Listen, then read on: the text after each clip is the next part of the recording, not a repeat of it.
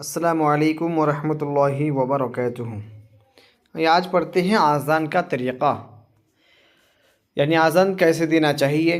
مسجد سے خارج حصے میں کسی اونچی جگہ پر قبلہ کی طرف منہ کر کے کھڑا ہو اور کانوں کے سوراخوں میں کلمے کی انگلیاں ڈال کر بلند آواز سے اللہ اکبر کہے، پھر ذرا ٹھہر کر اللہ اکبر کہے، پھر ذرا ٹھہر کر 2 مرتبہ اشہد ان لا الہ الا اللہ کہے، پھر 2 مرتبہ ٹھہر کر اشہد ان محمد رسول اللہ کہے، پھر داہنی طرف منہ پھیر کر 2 مرتبہ حی علی الصلاۃ کہے، پھر بائیں طرف منہ کر کے 2 مرتبہ حی علی الفلاح کہے، پھر قبلے کی طرف منہ کرے اور اللہ اکبر کہے، پھر 1 مرتبہ لا الہ الا اللہ کہے۔ اس میں یاد رکھیں، جب حی علی الصلاۃ اور حی علی الفلاح کہا جائے تو ایسی صورتوں میں صرف چہرہ پھرنا ہے، منہ پھرنا ہے، سینہ بھی نہیں پھرے گا۔ کچھ لوگ پورا ہی گھوم جاتا ہے، سینہ نہیں پھرے گا، سینہ کعبے کی طرف رہے گا لیکن صرف چہرہ پھرے گا، اور تلفظ کے ساتھ اذان کی ادائیگی ہونی چاہیے۔ کچھ لوگ ایسے کرتے ہیں، کیسے بھی کوئی مخرج تلفظ کچھ بھی نہیں، ایسے ہی اذان بول دیتے ہیں، حالانکہ یہ صحیح طریقہ نہیں ہے، ایسا نہیں دینا چاہیے اذان۔ مسئلہ، فجر کے اذان میں حی علی الفلاح کہنے کے بعد 2 مرتبہ الصلاۃ خیر من النوم بھی کہنا مستحب ہے۔ فجر کے اذان میں یہ بھی کہنا مستحب ہے، ٹھیک ہے۔ فجر کے اذان میں حی علی الفلاح کے بعد الصلاۃ خیر من النوم 2 بار کہنا کیا ہے؟ مستحب ہے۔ اگر یہ چھوٹ بھی جائے تو کچھ لوگ کیا کرتے ہیں، اذان کو دہراتے ہیں، حالانکہ دہرانے کی ضرورت نہیں ہے، اذان ہو جائے گی۔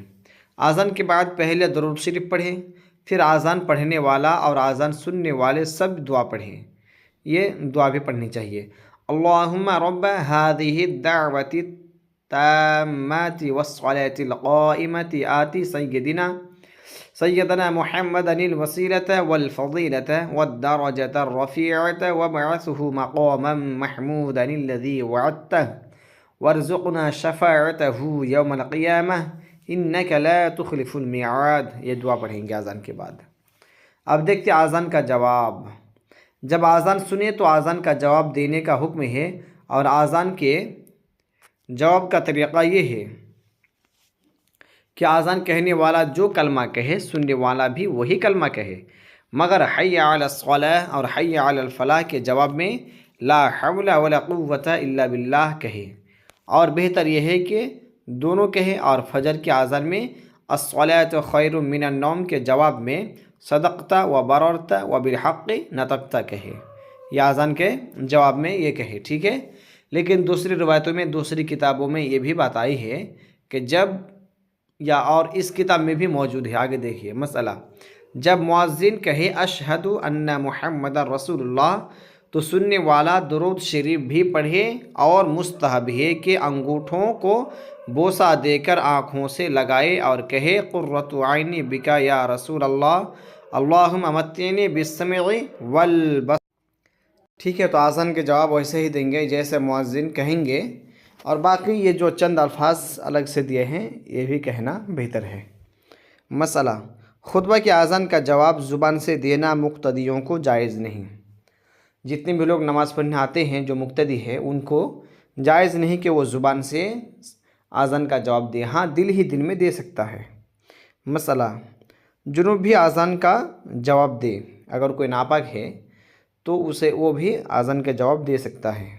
مسئلہ، حیض و نفاس والے عورت اور جماع میں مشغول ہونے والے پر اور پیشاب پاخانہ کرنے والے پر اذان کا جواب نہیں۔ جو عورت حالت حائضہ میں رہتی ہے یا نفاس کے حالات میں رہتے ہیں، یا پھر اگر کوئی انسان جماع میں، یعنی شوہر بیوی آپس میں اگر کچھ ان کا پرسنل جو کام ہے، ہم بستری اگر کر رہا ہے اور اسی وقت اگر اذان ہو رہی ہے نا، یا پھر اذان کے وقت کوئی اگر کرے، ایک تو بہتر یہ ہے کہ اذان کے وقت یہ سب نہ کیا جائے، معلوم ہے کہ ابھی اذان ہونے والی ہے تو نہ کیا جائے، اور اگر ایسا ہو گیا کہ بائی چانس یاد نہیں رہا اور کام میں مشغول ہے اور اگر اذان ہونا شروع ہو گیا، اس وقت ان کو اذان کا جواب نہیں دینا ہے۔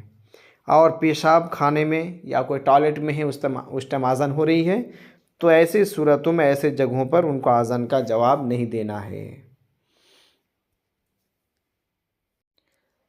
تو ٹھیک ہے، اتنے سبق اچھے طریقے سے یاد کرنا ہے سبھی کو، پھر انشاءاللہ آگے کے سبق پڑھائی جائے گی۔ اگر سمجھنے میں کوئی بھی بات کی پریشانی ہو تو کانٹیکٹ کیجئے، انشاءاللہ آپ کو سمجھانے کی کوشش کروں گا۔ السلام علیکم ورحمۃ اللہ وبرکاتہ۔